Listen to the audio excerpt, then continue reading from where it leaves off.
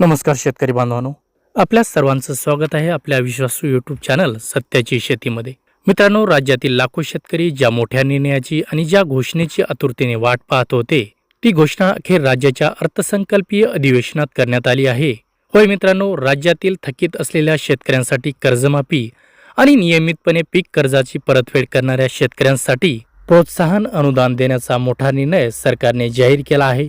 या योजनेला पुण्यश्लोक अहिल्यादेवी होळकर शेतकरी कर्जमुक्ती योजना असे नाव देण्यात आले आहे. या योजनेअंतर्गत राज्यातील जे शेतकरी सप्टेंबर 2025 पर्यंत कर्ज थकीत आहेत, अशा शेतकऱ्यांचे 2 लाख रुपयापर्यंतचे पीक कर्ज माफ करण्याचा निर्णय सरकारने जाहीर केला आहे.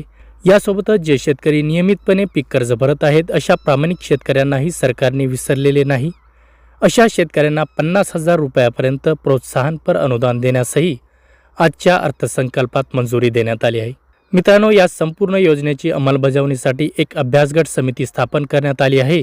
या समितीचा अहवाल एप्रिलच्या पहिल्या आठवड्यात येण्याची शक्यता आहे.